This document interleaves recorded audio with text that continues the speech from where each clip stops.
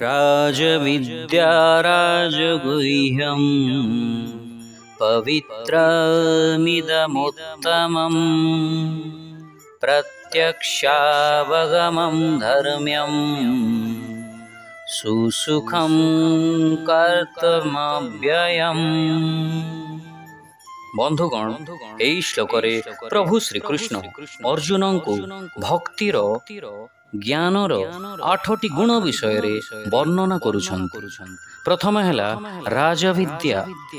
ରାଜ ଅର୍ଥାତ୍ ରାଜା ଏବଂ ବିଦ୍ୟାର ଅର୍ଥ ହେଲା ବିଜ୍ଞାନ।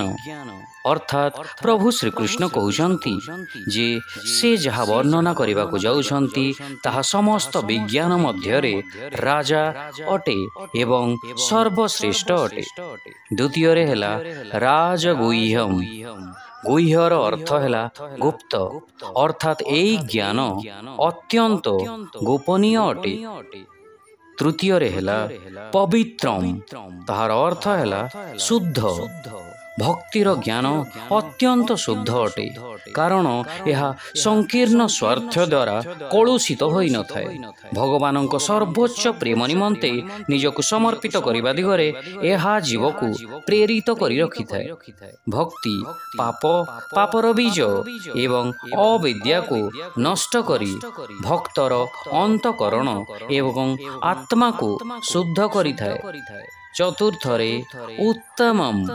ଉତ୍ତମମ୍ର ଅର୍ଥାତ୍ ଅତି ଉତ୍ତମ ରହସ୍ୟ, ଅର୍ଥାତ୍ ଏହି ଜ୍ଞାନ ଅତ୍ୟନ୍ତ ଉତ୍ତମ ରହସ୍ୟଯୁକ୍ତ ଅଟେ, କାରଣ ଏହି ଜ୍ଞାନ ଭକ୍ତ ହୃଦୟର ଗଚ୍ଛିତ ପାପକୁ ଜାଳି ନଷ୍ଟ କରିଦେଇଥାଏ।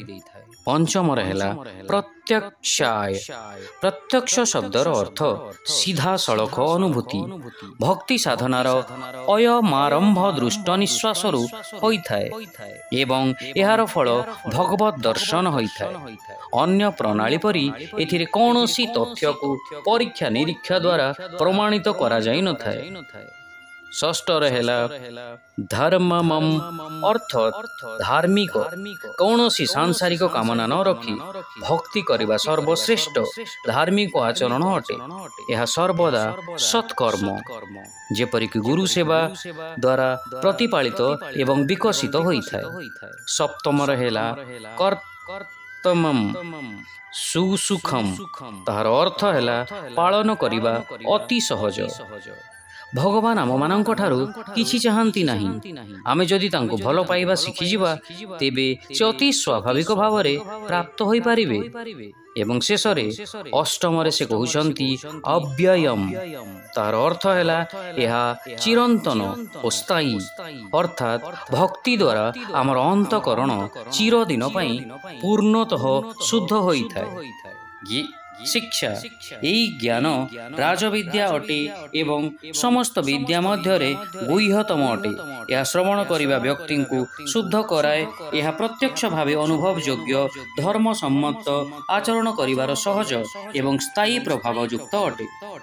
This knowledge is the king of science and the most profound of all secrets. It purifies those who hear it. It is directly realizable, in accordance with dharma, easy to practice and everlasting in effect. Hare Krishna.